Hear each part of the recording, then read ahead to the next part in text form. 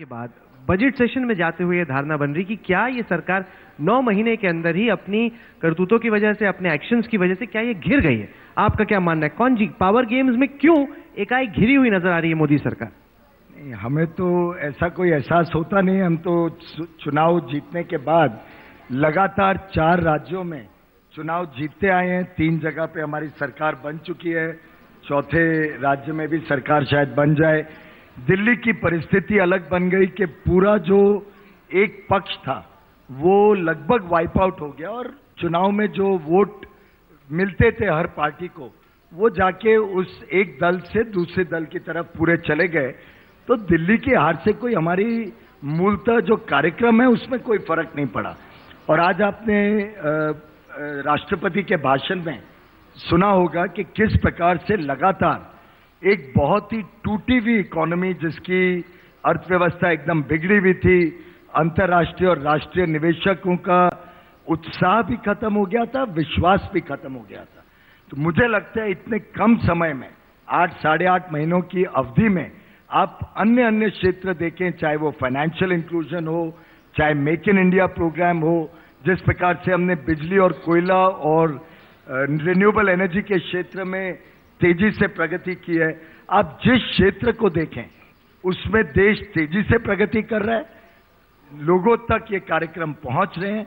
आखिर जनधन योजना विश्व में सबसे बड़ी योजना रही है फाइनेंशियल इंक्लूजन की। पीछे वर्ल्ड बैंक के प्रेसिडेंट डेवोस में मुझे बता रहे थे कि वो 6 वर्ष से फाइनेंशियल इंक्लूजन जनता तक पहुंचाने की खासतौर पे एशिया और अफ्रीका में कोशिश कर रहे हैं। लेकिन इतने कम अवधि में इतना बड़ा प्रोग्राम आज तक कभी नहीं हुआ है। और इसके पीछे कारण है कि इसमें हम बहुत डिटेल में क्लोज अकाउंटेबिलिटी भी रहती है और मॉनिटरिंग भी रहती है हर प्रोजेक्ट की।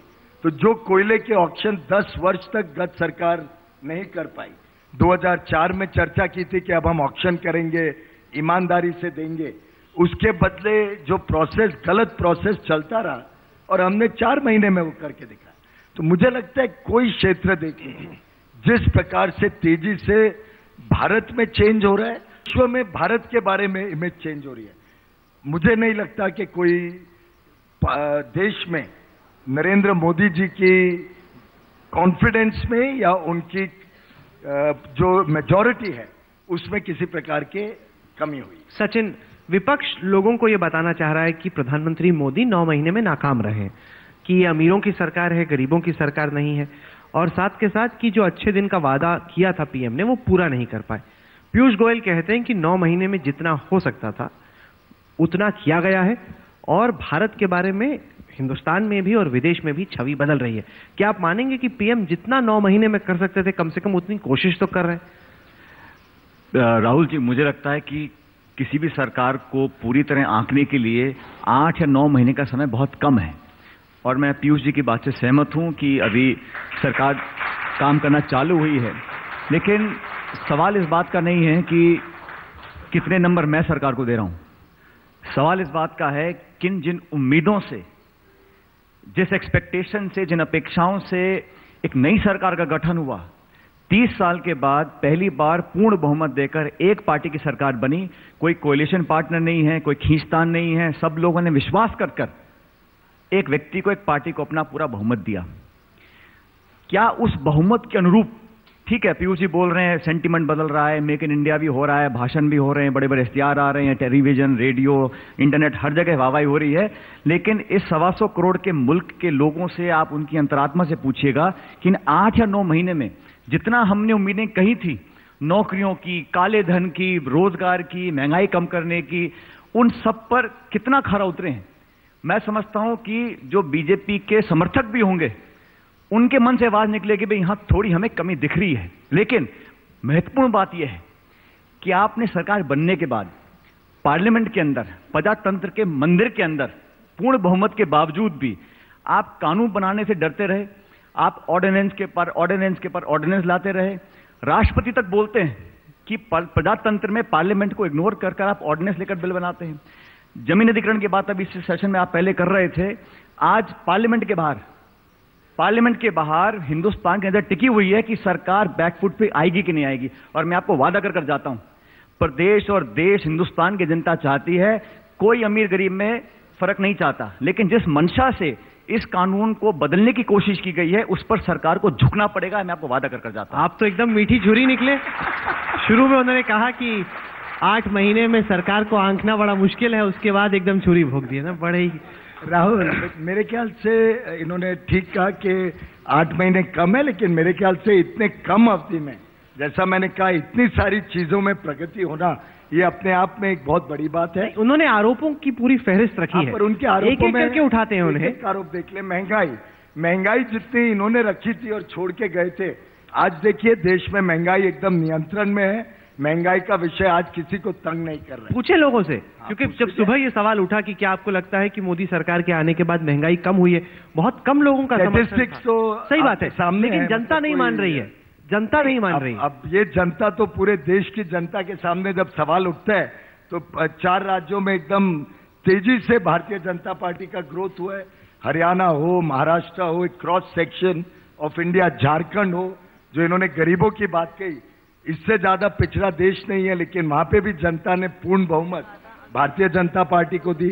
तो मैं समझता हूं देश भर में वो उत्साह है, महंगाई रुकी है, भ्रष्टाचार रुका है। आखिर इतने वर्षों तक जो भ्रष्टाचार चल रहा था, जिससे पूरा देश पीड़ित था, वो रुका। चाहे वो कोयले की दलाली हो, चाहे जिस प्रकार से पहले स्पेक्ट्रम का आवंटन किया गया, हर चीज में इस सरकार ने पारदर्शिता, ट्रांसपेरेंसी दिखाई है, प्रोसेसेस को सुधारा है, प्रोसीजर और ट्रांसपेरेंसी लाए हैं। पर सचिन, आप ये मानेंगे और ये जो लैंड ऑर्डिनेंस की बात कर रहे हैं, पहले अपने अंतःकरण में देख लें कि लोकसभा ने पूर्ण बहुमत की सरकार ने पास किया हुआ, जनता की आकांक्षाओं को मद्देनजर रखते हुए पास किए हुए कानून को अगर आप राज्यसभा चलाओ ही नहीं, चलने ही नहीं दो और रिजेक्ट भी ना करो। ऐसा भी नहीं कि इन्होंने कोई लॉ को रिजेक्ट किया, उतनी भी हिम्मत नहीं थी कि रिजेक्ट करें, क्योंकि खुद इंश्योरेंस का लॉ लाए थे, खुद इनके लोग कहते थे कि भाई आखिर देश में जो फार्मर्स हैं उनको बेनिफिट ज्यादा मिलना चाहिए। हमने 5 और कानून ऐड किए जिनको ये पुराने कानून में बेनिफिट नहीं था। मेरे खुद के कोल बेरिंग एक्ट के को ये लागू नहीं होता था, तो हमने स्वयं 5 और लॉज पे लागू किया कई जगह से। और मुझे खास तौर पे कोयले के इलाकों से लोग रोते थे कि सर ये प्रोसीजर इतना लंबा है कि हमें सालों साल इसका बेनिफिट ही नहीं मिलेगा। तो हमने कॉम्पेंसेशन बिना कम करे, बिना छुए कॉम्पेंसेशन वही रखते हुए प्रोसेस को इसलिए सिंप्लीफाई किया कि जो गरीब जनता है उनको उसका लाभ जल्दी मिले, उचित लाभ मिले, और ऐसा ना हो कि ब्यूरोक्रेसी में वो लाभ से वो वंचित रह जाए। लेकिन दुर्भाग्य से उनको समझना मुश्किल है। पॉलिटिसाइज करना हो तो करने में कोई आपत्ति नहीं है। और जहां तक झुकने की बात रही, वो स्टाइल उनका हो सकता है कि झुकना और खड़े होना। हमारा इंक्लूसिव स्टाइल है, बातचीत में जो सबके लिए उचित लगेगा वो पास होगा। और जब तक ये अगर स्टॉल करके रखे पार्लियामेंट, आखिर ऑर्डिनेंस करना मतलब सरकार को दिखाना कि हम देश हित में, जनता के हित में जो लोकसभा ने पास किया हुआ कानून है उसका लाभ जनता तक पहुंचे, उसके लिए हम दृढ़ निश्चय से काम करते हैं, हम कमजोर नहीं हैं। सचिन, आप कम से कम इतना मानेंगे कि जो सरकार ने संकल्प दिखाया है भ्रष्टाचार के खिलाफ लड़ाई में, पहली दफा जब बड़े उद्योगपति सरकारी दफ्तरों से फाइलें चोरी कर रहे थे तो पहली दफा मोदी सरकार ने दिखाया कि उन्हें पकड़ा जा सकता है। ये कई सालों से होता आ रहा है, लेकिन कभी भी आपकी सरकार की तो हिम्मत नहीं हुई ऐसा करने की। ऐसा है, पीयूष जी मंत्री हैं, ऊर्जा विभाग के, कोयला विभाग आदि देख रहे हैं। सवाल ये उठता है कि आज 9 महीने हो गए, अगर कहीं पर कोई चोरी हो भी रही थी, और मैं समझता हूं कि पीयूष जी सरकार में काबिल मंत्री हैं, लेकिन मंत्रालय में लगभग 2 बजट बन गए सरकार के। 9 महीने से अगर चोरी हो भी रही थी तो ऐसा नहीं है कि मंत्रालय ने कहा कि हमारे यहाँ के देख लीजिए, वो तो जांच एजेंसियां हो, आईबी हो, किसके टिप ऑफ से हुआ। और बाय द वे, अभी ये परत बहुत खुलेगी, ऐसा नहीं है कि इस पे पूर्ण विराम लग गया है, अभी कई और नाम आएंगे, किस किस के गले फंसेंगे हमें मालूम नहीं। लेकिन मैं बताना चाह रहा हूं कि पिछली सरकार ने जो कानून लिया जमीन अधिग्रहण बनाने का, उसमें 2 साल लगे। बीजेपी की स्टैंडिंग जो महिला थी, सुमित्रा महाजन स्पीकर हैं, वो स्टैंडिंग कमेटी चेयरमैन थी।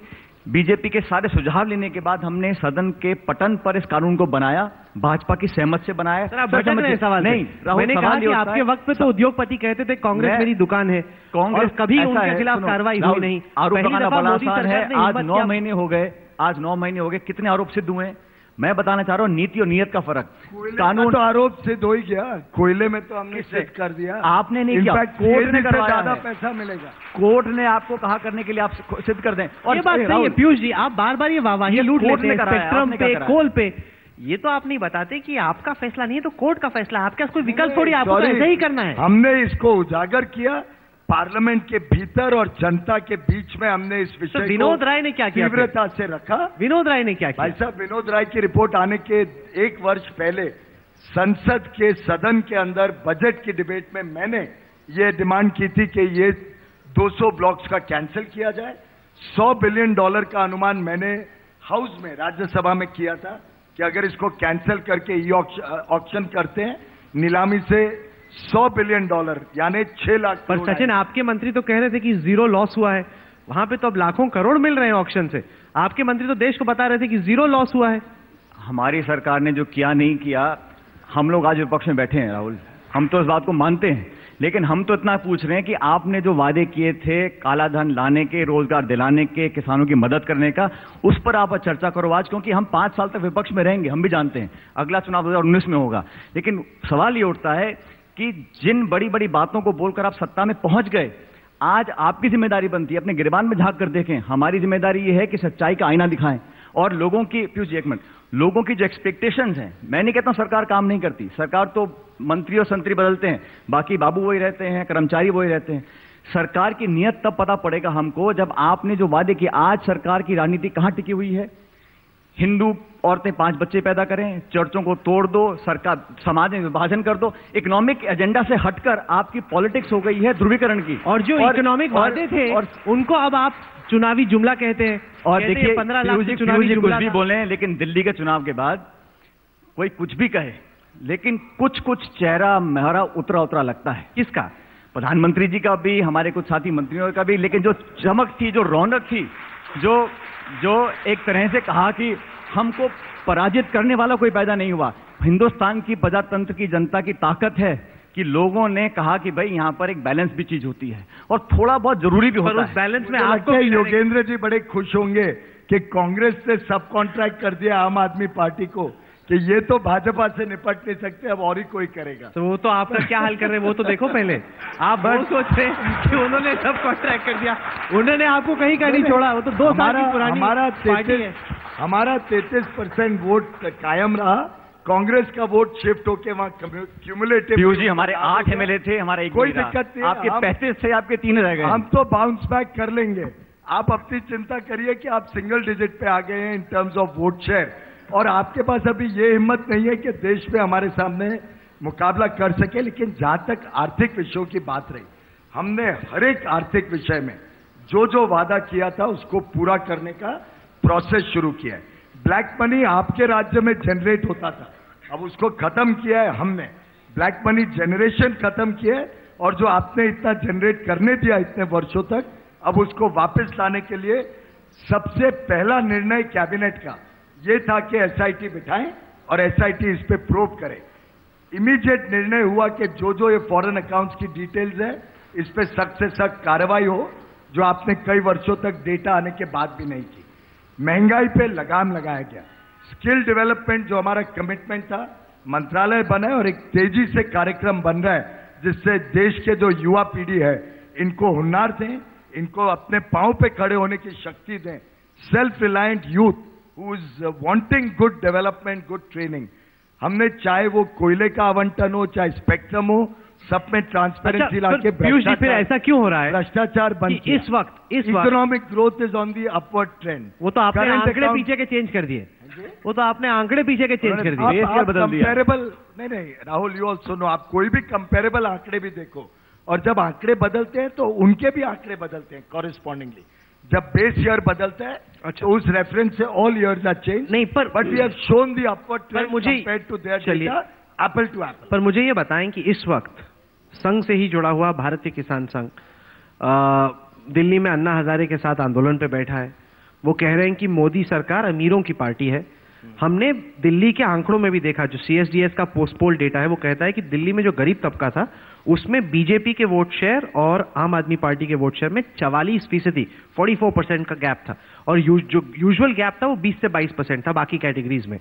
ये धारणा कि आपकी पार्टी उद्योगपतियों के बहुत नजदीक है, अमीरों के बहुत नजदीक है, क्या आप सोच रहे हैं कि ऐसी धारणा क्यों बन रही है? क्या यह धारणा सही है, और इतना बड़ा गैप गरीबों के बीच में क्यों था सर? भाई अगर हमने भ्रष्टाचार को रोका तो अमीरों के भ्रष्टाचार को रोका, क्रोनी कैपिटलिज्म को रोका, तो ये तो बेबुनियाद सा इल्जाम है। नहीं तो हम भी कोयले का आवंटन करते इलीगल मैनर में, हम भी उठा के ये जो सब पकड़े गए हैं लोग चोरी करते हुए, इस चोरी को नहीं रोकते।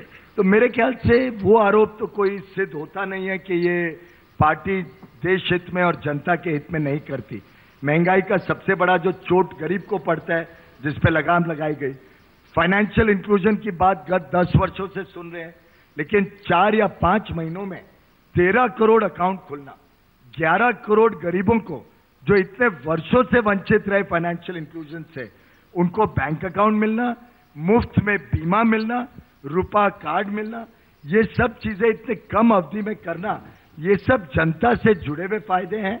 मुझे लगता है जैसे जैसे जनता को ध्यान आएगा कि ये सब कार्यक्रम से भारतीय जनता पार्टी उनके जीवन में सुधार हो, महंगाई रुके, नए प्रोग्राम्स हो जिससे नौकरियों का उत्पादन हो, सब्सिडी वास्तव में जो टारगेटेड लोग हैं, जो गरीब हैं, गरीब के हाथ में पहुंचे बजाय के बिचौलों के, इन सब कार्यक्रमों से मैं समझता हूं देश की जनता इस प्रकार से, जिस प्रकार से उन्होंने हमें उमड़ के वोट देके जिताया, उसी प्रकार से वो खुश होगी। और आगे आने वाले दिनों में आप वही उत्साह देश पर। सचिन, आप ये मानेंगे कि पहले सरकारी व्यवस्था, राहुल जी एक मिनट, सवाल ये है, आपने खाते खोल दिए। मेरा सवाल इतना है कि आपके नेताओं ने चुनाव से पहले में कहा था कि काला धन 100 दिन में लाएंगे और हर घर के खाते में 15 लाख रुपए जमा कराएंगे।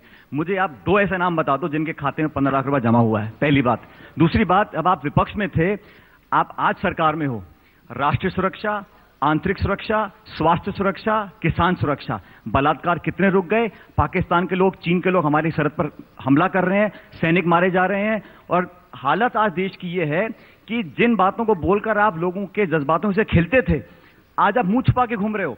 आप आंकड़े देकर बोलना चाहते हो। पीयूष जी, मैं आपका सम्मान करता हूं, आप पर एक मुझसे ज्यादा समझदार व्यक्ति हो, आपको ज्यादा अनुभव है मेरे से, लेकिन मुझे भी सरकार में काम करने का मौका मिला है। मैं वास्तविकता को जानता हूं। ये बड़ा आसान है, हमने खाते खोल दिए, बीमा दे दिया, पैसा दे दिया, लेकिन जमीन में, सरहद पर जो गांव में लोग रह रहे हैं वो आज असुरक्षित हैं कि नहीं है? आपने जो पाकिस्तान को आंखें दिखाई थी, आज आप कह रहे हैं हम बात करने को तैयार हैं। आपने कहा FDI के खिलाफ हो, आज आप उल्टा हो गए हो। आपने किसान का MSP कितना बढ़ा है मुझे बताइए। आज लोग आत्महत्या नहीं कर रहे महाराष्ट्र के अंदर। राजस्थान से मैं आता हूं, वहां यूरिया की किल्लत हो गई है, 200 रुपए का कट्टा 500 का मिल रहा है। महंगाई की बात कर रहे हैं, मूंग की दाल 90 रुपए किलो मिल रही है बाजार में। आप कितना मर्जी कम कर लिएगा, हकीकत क्या है? एक अगर आप मूंग की दाल का बात करो, मैं कह रहा हूं अंडा, टिंडा, गोभी, सब्जी, तेल, कुछ भी ले लीजिए। Well, I am at least glad के सचिन जी आप जाके सब्जियां खरीदने शुरू हो गए। लेकिन अरे वो राजस्थान में अकेले रहते हैं बेचारे, वहां आटा, दाल, चीनी सबका दाम पता चल जाता है। लेकिन महंगाई हर एक चीज में, चाहे वो पेट्रोल डीजल के दाम हो जो आपकी सरकार बढ़ाते जाती थी, आपने नहीं किया। अंतर्राष्ट्रीय बाजार में 150 का था, 50 का हो गया। अंतर्राष्ट्रीय दाम, मैं कहता हूँ आज तेल का दाम 25 रुपए लीटर होना चाहिए। अच्छा, अंतर्राष्ट्रीय बाजार में 150 का था, 50 का हो गया, 1/3 पे हो गया है, तो 75 रुपए का 25 रुपए कर दीजिएगा आप। तो जब 50 का था तब आपने क्या दाम रखा था, आप देख लीजिए। आपने जो दाम लगातार बढ़ाते रहे और जब उसका लाभ हमने जनता तक पहुंचाया, आप कोई महंगाई का आंकड़ा देख लीजिए, महंगाई गिरते जा रही है। जहां तक क्राइम का स्टैटिस्टिक है, सीमाओं का सुरक्षा का सवाल है, हर चीज में कमी हुई है, हर एक चीज में। आप क्रॉस बॉर्डर टेररिज्म देखिए, कमी हुई है। कोई मेजर टेररिस्ट अटैक देश में नहीं हो पाया है। आप क्रॉस बॉर्डर अटैक देखिए, एक अटैक होता है, हमारे जवान 4 जवाब देते हैं। आज पाकिस्तान अपने इलाके के बाहर आने को डरती है। मेरे ख्याल से आप लोग जो सोच रहे हैं कि आप इस बात को दोहरा के हमारे को बैकफुट पे डालेंगे, असलियत यह है कि देश भर में एक सुरक्षा का वातावरण बढ़ा है, सीमाओं पे सुरक्षा बढ़ी है, और अगर आपको लगता है कि इसमें कोई भी वृद्धि है तो आप जरा आंकड़ों के साथ ये प्रूव करके। मैं तो रोज टेलीविजन देखता हूँ, रोज लगता है कि बम पड़ रहे हैं पुंछ में, उरी में, बॉर्डर पर, हर जगह।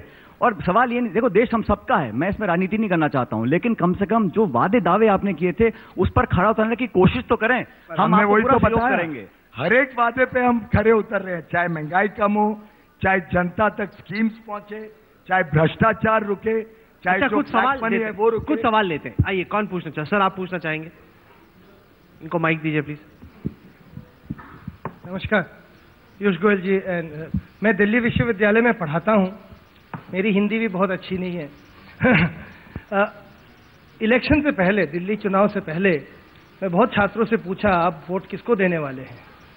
दे weren't entirely sure who they were voting for. I mean, I think 40% was still with the BJP, their hearts. But the voting was very close to Valentine's Day. Their biggest anxiety was इनको vote देंगे तो Valentine's day नहीं कराने देंगे।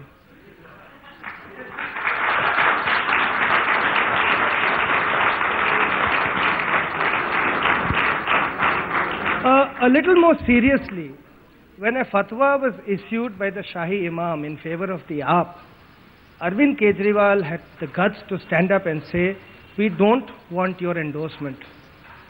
What prevents your government, sir, from rejecting these so-called fringe elements if you really don't want their endorsement? Two things. First of all, as far as Valentine's Day is concerned, I celebrated Valentine's Day with equal gusto. And I don't think anybody in this country is against Valentine's Day, even though you may obliquely be wanting to. कैसे celebrate किया आपने? कैसे celebrate किया आपने? Well, my wife, my daughter and I had a lovely evening together. अच्छा, बाहर तो नहीं देख रहे थे? खिड़की से कहीं हिंदू महासभा वाले खड़े हैं बाहर। पर आपको एक गलत फहमी है राहुल जी, चाहे किसी को भी आपत्ति हो, भारतीय जनता पार्टी को कोई आपत्ति नहीं। ये सारे तो आप ही के सांसद हैं। वो कोई कहता है कि औरतों का काम है 4 बच्चे पैदा करना। हिंदू महासभा हमारे सांसद नहीं, वो नहीं, ये मैं अलग है, लेकिन ये जो कहता है कि औरतों का काम है कि 4 बच्चे पैदा हो, देखिए ये सारे तो आप ही के सांसद की गई है, पार्टी द्वारा भी की गई है, प्रधानमंत्री द्वारा भी की गई है। और अगर कोई इंडिविजुअल ऐसे कुछ कमेंट्स करता है, वो कोई भारतीय जनता पार्टी की स्टेटेड पॉलिसी नहीं बनती है। I don't think if any of these statements you try to put it onto the BJP, it will have any respect. लेकिन राहुल जी सवाल ये कि जो पूछ रहे थे कि सो कॉल्ड फ्रिंज एलिमेंट, अब कोई व्यक्ति बीजेपी के सिंबल से जीतकर सांसद बनकर पार्लियामेंट में हो और वो बोले कि ये हिंदू देश बनना चाहिए, घर वापसी होनी चाहिए, लव जिहाद होना चाहिए, नहीं होना चाहिए। कांग्रेस के जो सांसद सवाल पूछो पीयूष जी, एक सेकंड, आप हमारी छोड़ दो बात तो आपकी है, हम तो विपक्ष में बैठ गए। लेकिन सवाल ये उठता है कि जो मुद्दा लेकर आप सब, वो फ्रिंज एलिमेंट नहीं है। चलिए, मेरे सवाल फ्रिंज एलिमेंट नहीं है, बिकॉज विपक्ष में बैठ गए तो आपने राजनीति पीयूष जी, वो सांसद हैं आपकी कैंपेन कमेटी के चेयरमैन हैं, वो कहते हैं कि ये बिल्कुल गलत हो रहा है। आपको 8 महीने लगे मोदी साहब को बोलने के लिए कि इस देश में सब धर्मों का सम्मान करूंगा। ओबामा यहां पर आकर डांट के आपको गए, फिर आपको याद आया। I am sorry Sachin ji, उन्होंने पहले दिन भी पार्लियामेंट में कहा, जब ये स्टेटमेंट किया गया था तब भी कहा था, शायद आप राजस्थान में बिजी रहे, आपने मिस किया। चलिए सवाल लेते हैं। रेडियो पे बोलना चाहिए था इस बात को। एक वो किधर बोलेंगे वो आप नहीं तय करेंगे, वो देश को नहीं सुनाई दिया, देश को नहीं सुनाई दिया। अगर संसद में कई भी चीज आपको नहीं सुनाई दी तो I think it's a serious matter of concern, पर शायद संख्या इतनी कम रह गई है कि आप तक पहुंची नहीं। लेकिन पीयूष जी, हम तो संसद के बाहर ही आपको जिन्हें बता देंगे राजनीति क्या होती है, लेकिन ये बात सच है कि देश के लोगों में आज आशंका है कि हमारी धर्मनिरपेक्षता रहेगी कि नहीं रहेगी। मुझे लगता है देश के लोगों में आशंका नहीं है, आपको जरूर आशंका है कि देशवासी नहीं हूँ मैं, देशवासी नहीं हूँ क्या मैं, देशवासी हूँ ही नहीं हूँ क्या? मुझे चिंता है आपके दल रहेगा कि नहीं रहेगा। आप मेरी चिंता छोड़ दो, मैं बहुत लंबे समय तक देश को प्रधानमंत्री पे पूरा विश्वास, बहुत लंबे समय तक आपके साथ रहूंगा। पीयूष जी, एक सवाल है मेरा, पूछिए। आज ही आपकी मंत्रालय से 2 लोगों को पुलिस पकड़ के ले गई है, कोल मंत्रालय से, रूम नंबर 309A। वो भी हमारी गलती होगी भाई, वो भी हमारी गलती होगी कि हमारी सरकार ने बकायदा वो लोग सब अपॉइंटमेंट पुराने हमारे, हमने जो कोई सही हो रहा है ये सब अपॉइंटमेंट पुराने, हमने ऐसे लोग अपॉइंट ही नहीं किए। अच्छा, एक राहुल, कोल मंत्रालय से 2 लोगों को पकड़ा है। बहुत अच्छी बात है, आपको तो मालूम है, आप पहले मेरा मंत्रालय कवर कर चुके हैं कि जब मैं मंत्री बना, नहीं मेरा पूरा सवाल सुन लीजिए। तीसरे दिन मैंने अनाउंस किया कि कोई टाउट अलाउड नहीं है मेरे ऑफिस में। मैंने तो पत्रकारों तक को एक अलग कमरा दे दिया है नीचे के, वहां नीचे बैठे, पत्रकार भी पूरे टाइम नहीं घूमे। अब पता चल रहा है पत्रकार भी शायद ऐसा कुछ करते थे, जो पकड़े गए उसमें एक पत्रकार। सवाल ये राहुल सर, जो बेईमानी करे पकड़ो उसको। मेरा सवाल ये और है, आपकी जानकारी के लिए सबसे पहले दिन हमने ये प्रथा ही बंद कर दी कि कोई आके मंत्रालय में कुछ कर सके, लेकिन जो अगर उसका सवाल तो सुन लो। पूरा सवाल ही नहीं हुआ अभी तक। मैं बता, छोटे छोटे लोगों को अरेस्ट किया जा रहा है, 2 पकड़ लिए, 4 पकड़ लिए, लेकिन ये फायदा तो बड़े लोगों को हो रहा होगा ना, नीचे लेवल पे तो नहीं हो रहा। तो वो कब पकड़े जाएंगे? किन किन के ऊपर आपको शक है, किन लोगों को फायदा हो रहा था? अगर आप, क्योंकि सरकार में मंत्री हैं, इंफॉर्मेशन रही होगी, और इतनी लेट से इंफॉर्मेशन कैसे मिली? क्या अभी 2-4 दिन से ही हो रहा था सब मामला, जब से पता चला आपको, या महीनों से चल रहा था? अब वो तो इन्वेस्टिगेटिव अथॉरिटीज बताएंगे, क्योंकि मैं इन्वेस्टिगेशन नहीं करता हूं। लेकिन बहुत खुशी की बात है कि ये पहली सरकार है जिसमें ये हिम्मत थी कि इन्वेस्टिगेशन को पूरी तरीके से किया जाए और इन्वेस्टिगेशन को अंतिम लगाम तक लेके जाना, ये होम मिनिस्टर साहब ने खुद कहा। बड़े बड़े लोग पकड़े जाएंगे इसमें, बड़े बड़े लोग शामिल हैं। आपको अभी होम मिनिस्टर साहब का स्टेटमेंट है कि इसमें किसी को भी छोड़ा नहीं जाएगा।